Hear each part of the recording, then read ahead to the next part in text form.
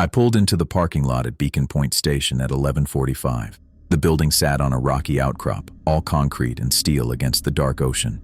Not much to look at, just a squat control tower with antennas sticking up like metal fingers. The kind of place you'd drive past without thinking twice. I grabbed my backpack and headed for the entrance. First night shift. They'd hired me 2 weeks ago, but Dakota Richardson had been training me on days. Tonight was different. Tonight I'd be working the graveyard. The heavy metal door groaned when I pulled it open. Inside, fluorescent lights hummed in the narrow hallway. I climbed the stairs to the control room, my footsteps echoing off the walls.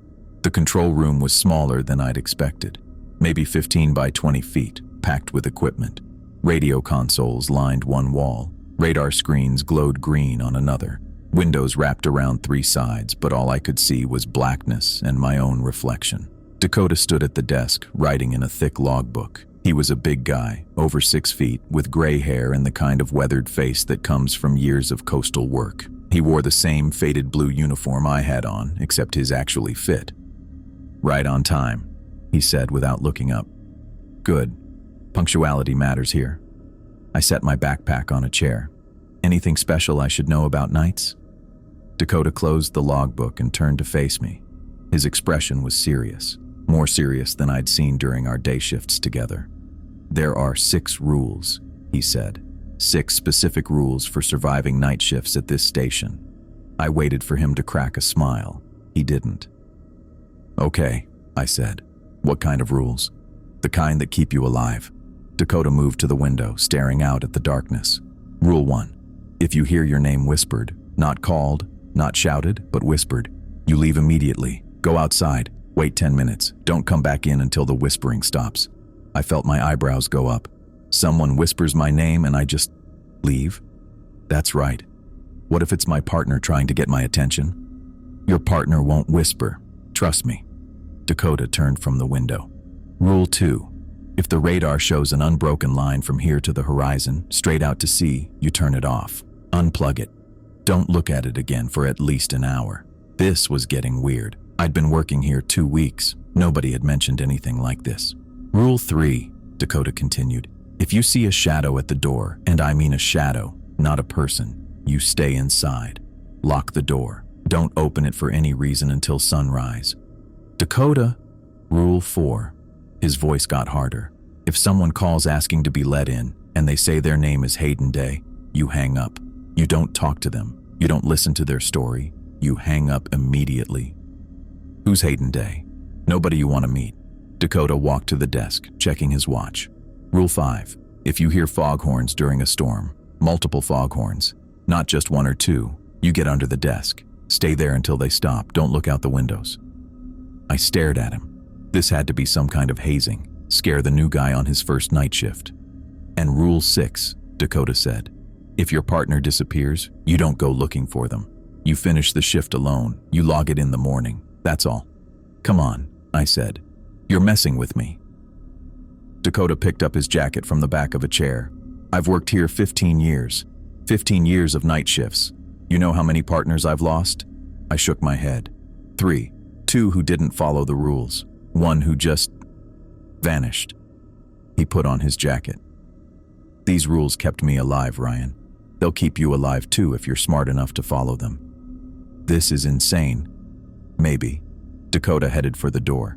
Your partner tonight is Patrick Shepard. He knows the rules. He'll help you. He stopped in the doorway. One more thing. The rules aren't suggestions. When something happens, and something will happen, you follow the rules exactly. No exceptions, no matter how silly they seem. Then he was gone, leaving me alone in the control room with the hum of electronics and a list of rules that sounded like something from a bad horror movie. I dropped into the desk chair and rubbed my face. What had I gotten myself into? The pay was good, sure, better than anything else I could find. But if the employees were all crazy... The door opened. A man walked in, shorter than me, maybe 5'8", with neat black hair and a round face. He wore the same blue uniform. You must be Ryan, he said. I'm Patrick.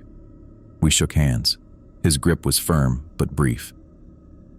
Dakota give you the rules? Patrick asked. Yeah, he gave me the rules. I leaned back in the chair. You actually believe that stuff? Patrick's expression didn't change. Yes, All of it? The whispering in the shadows and Hayden whoever? Hayden Day. Patrick moved to check the radar. And yes, all of it. How long have you worked here? 2 years. And you've seen these things? Patrick adjusted a dial on the radar. Heard the whispers 4 times. Saw the shadow once. Had to hide from the foghorns twice. He glanced at me. Never had Hayden call while I was here, but others have. And you just followed the rules? I'm still here. I didn't know what to say to that. Patrick didn't seem crazy. He seemed calm, matter of fact, like we were discussing weather patterns instead of supernatural rules. Look, Patrick said, I know it sounds strange. I didn't believe it either at first. But this place, he shrugged. This place is different at night. Things happen. The rules work. That's all that matters. We settled into the shift. Patrick showed me the night routines, different from what I'd learned during days. We monitored ship traffic, recorded weather data, responded to occasional radio calls. Normal stuff. The kind of work I'd expected when I took the job. By 2 o'clock, I'd almost forgotten about Dakota's rules. The control room felt comfortable. Patrick was quiet but helpful. The coffee was hot. Just another night shift at a coastal station. At 2:17, I heard it. Ryan. Soft. So soft I almost missed it under the electronic hum. Ryan. I froze. The whisper came from somewhere behind me. Not from Patrick. He was at the radar, focused on the screen. Ryan. My name, drawn out like a sigh. Coming from the hallway, maybe. Or the stairs. Hard to tell. Patrick looked up. Our eyes met. He nodded once. Rule 1.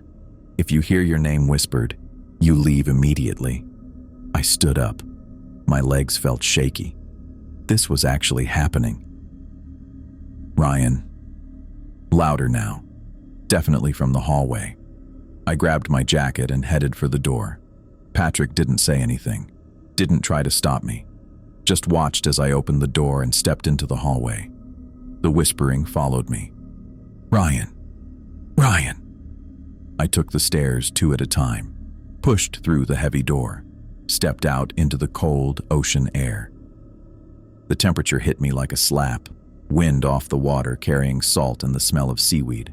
I zipped my jacket and walked to the edge of the parking lot, putting distance between me and the building. 10 minutes. Dakota had said, wait 10 minutes. I checked my watch. 2:19. The second hand crawled around the dial. I stuffed my hands in my pockets and tried not to think about what was whispering my name inside the station. 2:20. 2:21. The ocean rolled in the darkness. Waves crashed against the rocks below. Normal sounds. Real sounds. Not like whatever was happening inside. 2:25. Halfway there. My breath came out in white puffs. I stamped my feet to keep warm. Part of me wanted to go back inside. The rational part. The part that said this was all some elaborate prank. But Patrick's face had been serious.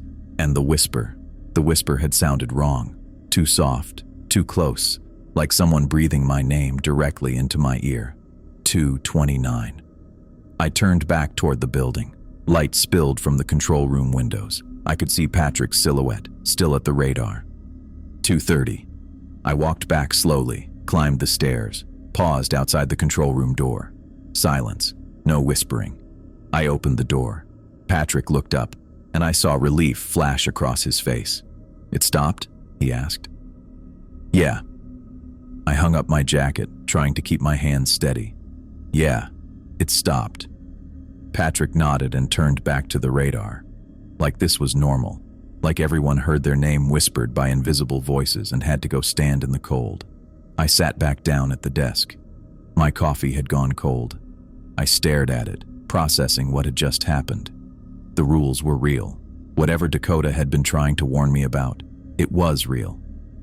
I picked up my pen and opened the logbook. Wrote the time, wrote what happened. My hand shook a little, but I got it down. 2:17, heard whispers, followed Rule 1, returned at 2:30. Patrick glanced over. Good, he said. Always log it. I set down the pen. 5.5 hours until sunrise. 5.5 hours in this concrete box with its strange rules and invisible whispers. I picked up my coffee and took a sip, cold and bitter. It was going to be a long night. I checked the time. 3:45. Patrick sat at the radar console, monitoring ship traffic like he'd done all night. I was filling out another weather report when I heard him shift in his chair. "Ryan." His voice was flat. "Come look at this." I set down my pen and walked over. The radar screen glowed green in the dim control room, but something was wrong. Instead of the scattered dots that marked ships and boats, a solid green line stretched from our position straight out to the horizon. It cut across the screen like someone had drawn it with a ruler. "What is that?" I leaned closer. "Equipment malfunction." "Turn it off." Patrick stood up and backed away from the console. "Right now." The urgency in his voice made me look at him. His round face had gone pale. "Rule 2, he said. "If the radar shows an unbroken line to the horizon, turn it off and unplug it for at least an hour." I remembered Dakota explaining that one. It had seemed ridiculous at the time, just another weird rule in a list of weird rules. But after hearing my name whispered an hour ago, I wasn't taking chances. I reached for the power button and switched off the monitor. The green glow died, leaving us in sudden darkness. The only light came from the instrument panels and the faint glow of pre-dawn through the windows. "Should I unplug it too?" I asked. "Yeah, pull the whole unit." I felt along the back of the console until I found the thick power cable. I yanked it free from the wall socket. The cooling fans inside the radar unit whined down to silence. We sat in the dark for a minute, 2 minutes. The control room felt smaller without the radar's familiar hum. "How long do we leave it off?" I asked. "Give it 5 minutes at least, then we can check." Dakota said an hour. Patrick rubbed his face. 5 minutes usually works. If the line's still there, we shut it down for the full hour. I found my chair and sat down. My eyes adjusted slowly to the dimness. Through the windows, I could make out the faint line where the black ocean met the slightly lighter sky. No ship's lights visible from here. "What do you think causes it?" I asked. "The line, I mean." "Don't know. Don't want to know." "But it's just radar. It shows what's out there." Patrick didn't answer. He sat with his arms crossed, staring at the dead monitor. I checked my watch. 3:50. 5 minutes felt like forever when you were sitting in the dark waiting. The only sounds were the low hum of the radio equipment and the wind rattling the windows. "Has it happened before?" I asked. "The radar line?" "Twice that I've seen. Both times we caught it quick, shut it down fast." "What happens if you don't?" He shifted in his chair. "Don't know. Like I said, we always shut it down." 3:51. 4 more minutes. I drummed my fingers on the desk, then stopped when I realized how loud it sounded. "The whispers earlier," I said. "You handled that well. Stayed calm. You did good too. Followed the rule, didn't argue." "Yeah, well, hard to argue when you hear your own name coming from nowhere." Patrick nodded. We fell quiet again. 3:53, 2 minutes left. I thought about what Dakota had said, that he'd lost 3 partners over the years. 2 who didn't follow the rules. 1 who just vanished. I wondered which rules they'd ignored. Maybe this one. Maybe they'd left the radar on, watching that green line stretch across the screen. 3:55. "Okay," Patrick said. "Plug it back in." I felt for the cable and pushed it back into the wall socket. The radar unit hummed to life, fans spinning up. Patrick reached over and pressed the power button. The screen flickered and glowed green again. Normal returns, scattered dots marking ships. No line. "Good," Patrick said. He let out a breath I didn't know he'd been holding. "We're clear." I sat back down at my desk and picked up my pen. The weather report still needed finishing, but my hand shook slightly as I wrote. The radar line had rattled me more than I wanted to admit. "Log it," Patrick said, returning to his station. 3:45 radar anomaly, followed rule 2. I flipped to the next blank line in the logbook and wrote, 3:45. Radar showed unbroken line to horizon. Followed rule 2. Shut down for 5 minutes. Normal operation resumed at 3:55. The rest of the shift stayed quiet for a while. We went back to our routines. Patrick monitoring radar, me finishing weather reports and answering the occasional radio call. But something felt different now. 2 rules triggered in one night. I kept glancing at the radar screen, making sure those dots stayed scattered. Around 5:30, I was refilling my coffee when movement caught my eye. Through the frosted glass panel in the main door, I saw a shadow, not moving past, but standing there. I froze with the coffee pot in my hand. The shadow was human-shaped, but wrong. Too tall. The head seemed to scrape the top of the doorframe, and the shoulders were too angular, like someone wearing a coat made of sharp edges. "Patrick!" My voice came out steady, which surprised me. He looked up from the radar. "What?" I nodded toward the door. He turned and saw it too. The shadow just stood there perfectly still.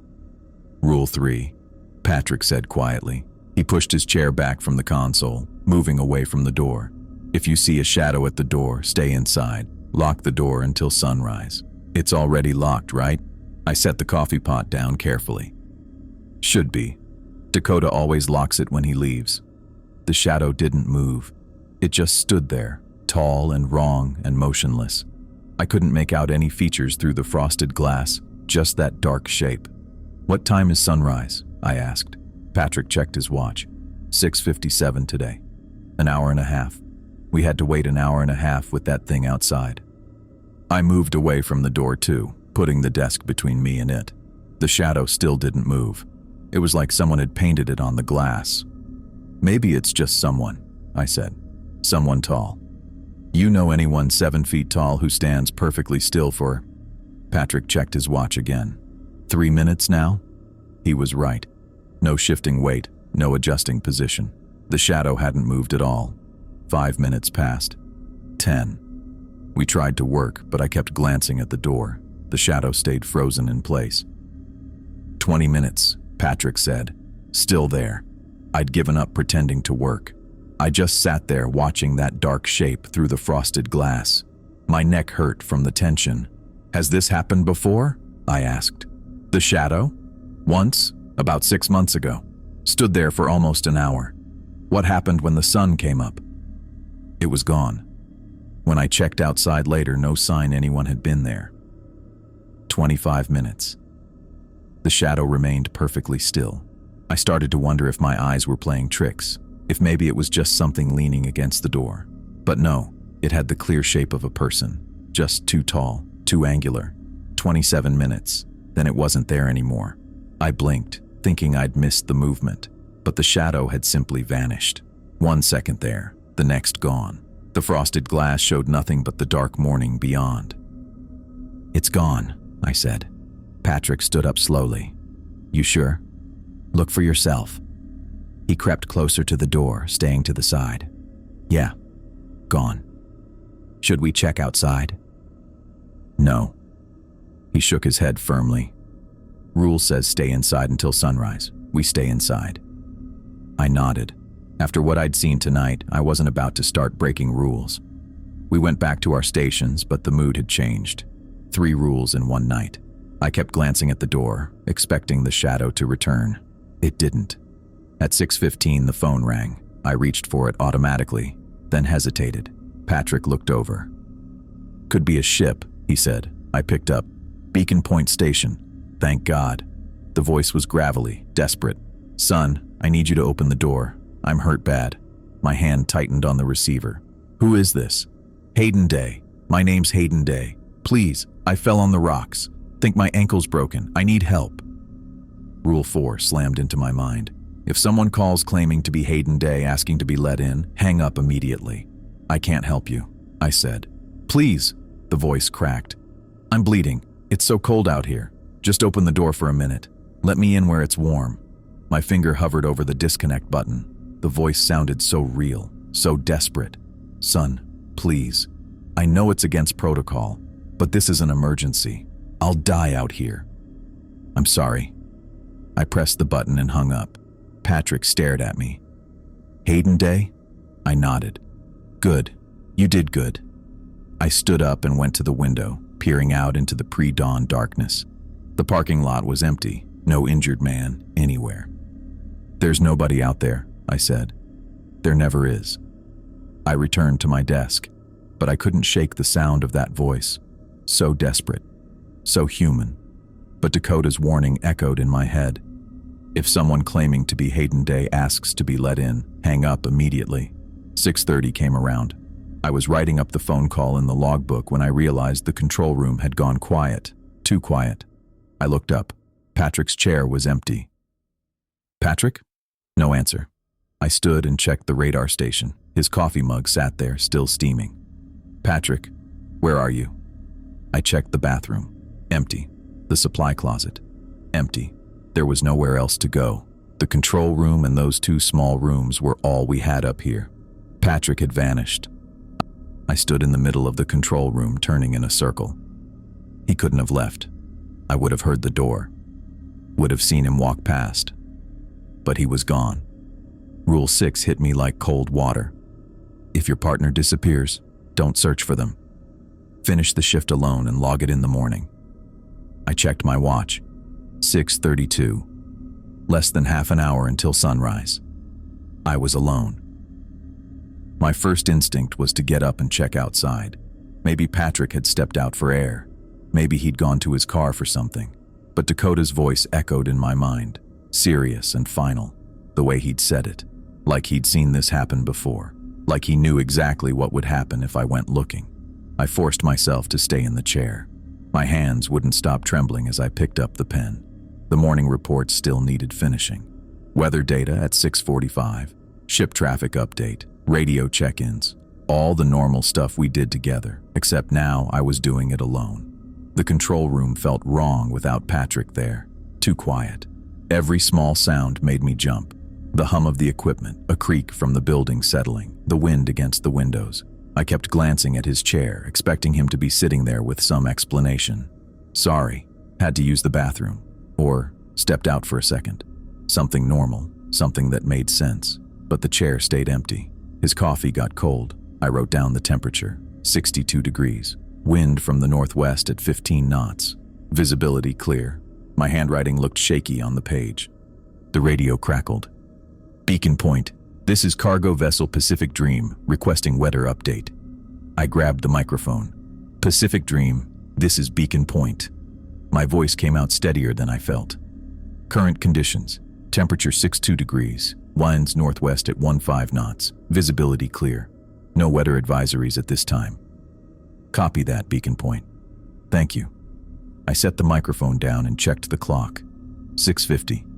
10 minutes until Dakota arrived. 10 minutes until I could tell someone what happened. 10 minutes that felt like hours. I tried to focus on the reports, logged the Pacific Dream's position, updated the shipping lane chart. Normal tasks that should have been easy but felt impossible with my hands shaking and my mind racing. Where had Patrick gone? He'd been right there at the radar console. I'd been writing in the logbook, head down for maybe 30 seconds. When I looked up, his chair was empty. No footsteps, no door opening, no goodbye, just gone. The sun started showing through the east windows. Actual daylight, not just the pre-dawn glow. It should have made me feel better, but it didn't. Patrick was still missing. I kept working through the morning checklist. Radio frequencies confirmed operational. Navigation lights checked. Emergency beacon tested. Each task felt mechanical, like I was going through the motions while my brain screamed that something was very wrong. 6:55. I set the pen down and stared at Patrick's chair again. His jacket still hung on the back. His car keys sat on the desk next to his mug. Whatever happened, he hadn't planned to leave. The heavy door clicked open at exactly 7. Dakota walked in wearing his blue uniform, carrying a travel mug of coffee. He stopped 3 steps into the room, his eyes going straight to Patrick's empty chair. "Where's Patrick?" The question hung in the air. I swallowed hard. He disappeared, around 6:30. Dakota's face went grim. He set his coffee on the desk and looked at me. "Tell me exactly what happened." "I was writing in the logbook after the Hayden Day call. When I looked up, he was gone.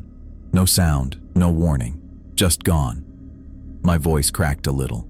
"I followed Rule 6, stayed inside, finished the shift alone." Dakota nodded slowly. "You did the right thing."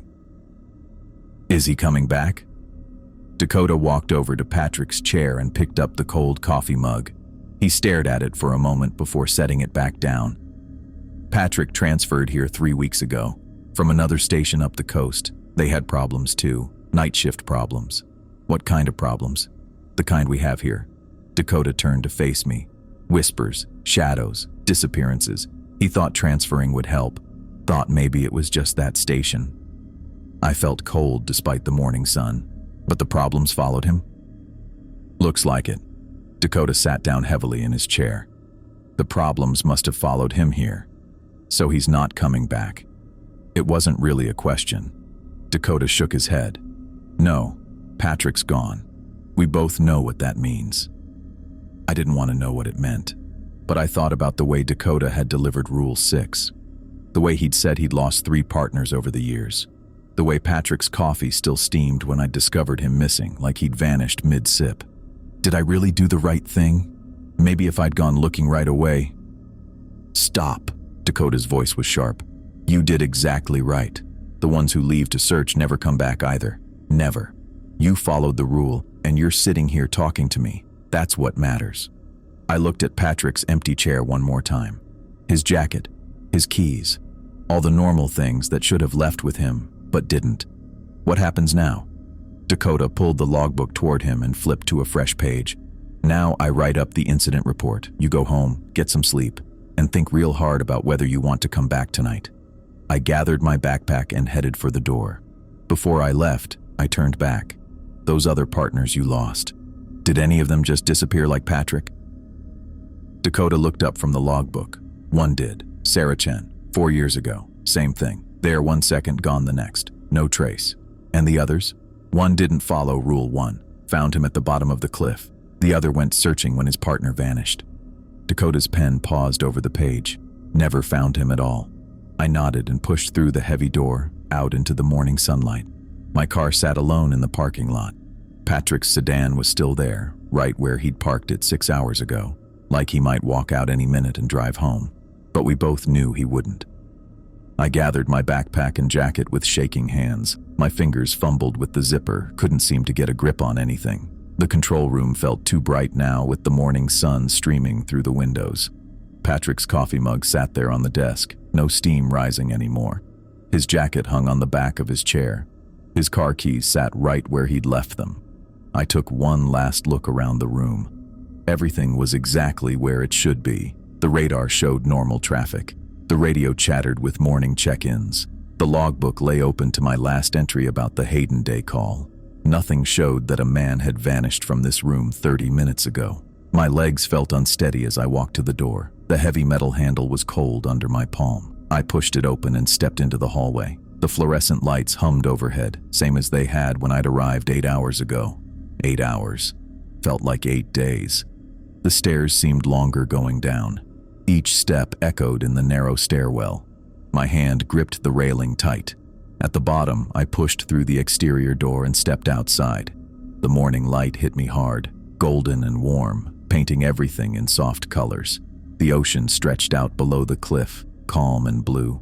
Seagulls wheeled overhead, crying out their morning calls. A container ship moved slowly across the horizon. Everything looked normal. Beautiful, even.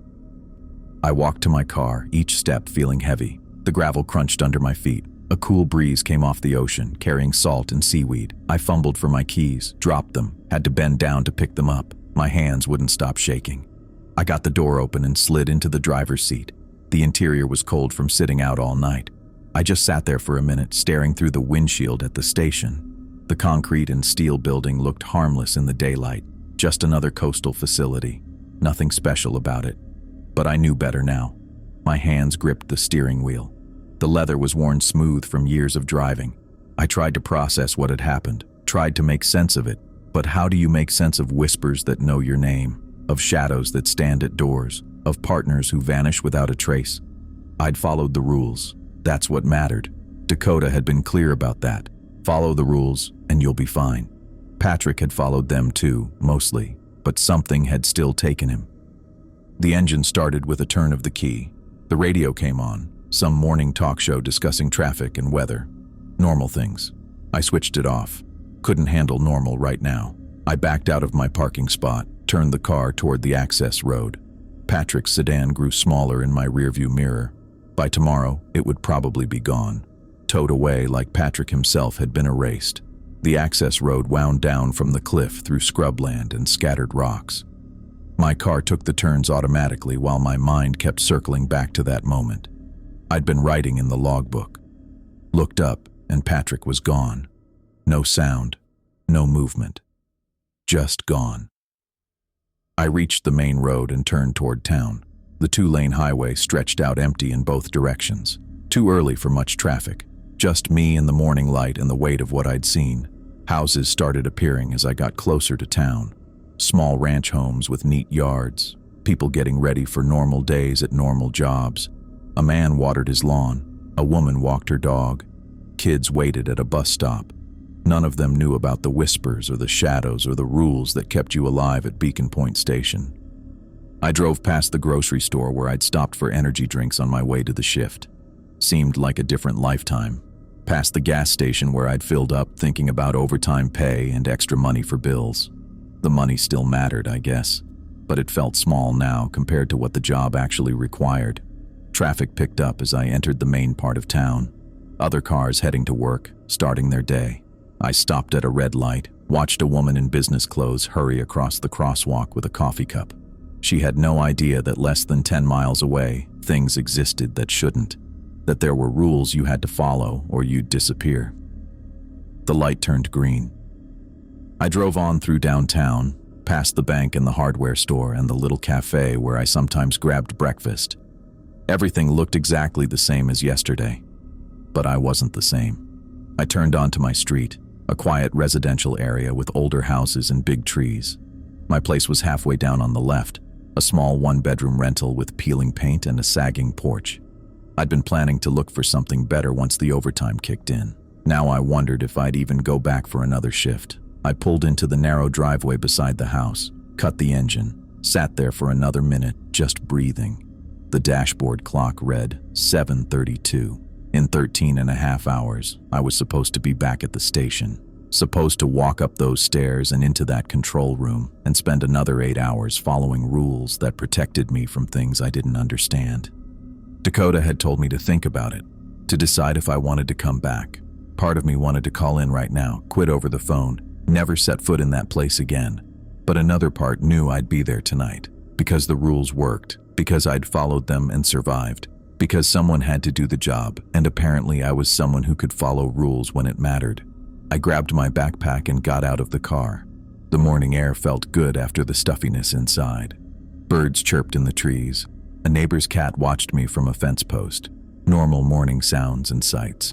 I walked to my front door, found my house key, let myself in. The house was dark and quiet. I'd left a lamp on in the living room, but morning light made it unnecessary now. I dropped my backpack by the door, hung my jacket on the coat rack. Everything exactly where I'd left it 8 hours ago. I needed sleep, needed to shut my brain off for a while and stop thinking about Patrick's empty chair and his cooling coffee. But first I went to the kitchen, poured myself a glass of water, drank it down in long gulps. My throat felt raw, like I'd been talking all night, though I'd barely spoken after Patrick disappeared. The bedroom curtains were heavy enough to block most of the light. I pulled them tight, kicked off my shoes, lay down on the bed fully clothed. The ceiling stared back at me, blank and white.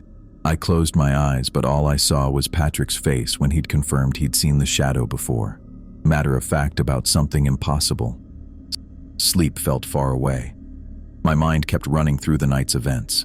The whispers at 2:17, the radar line at 3:45, the shadow at 5:30, the phone call at 6:15, Patrick's disappearance at 6:30. Each incident burned into my memory with perfect clarity. I'd survived by following the rules. 6 simple rules that sounded crazy in daylight, but had saved my life in darkness. Don't question them. Don't test them. Just follow them. Tomorrow night I'd be back. I knew that now, lying there in my dark bedroom. I'd drive up that access road and park next to whoever's car was there. I'd climb those stairs and enter that control room. I'd take my place at the desk and monitor the radar and answer the radio calls. And if the whispers came, I'd go outside. If the radar showed a line, I'd unplug it. If a shadow appeared, I'd stay inside. If Hayden Day called, I'd hang up. If foghorn sounded wrong, I'd hide under the desk. If my partner vanished, I'd finish alone. Because that's what the job required, not just watching for ships and weather, but absolute obedience to rules that kept you breathing through the night. Rules that were the only thing standing between the operators and whatever waited in the darkness around Beacon Point Station.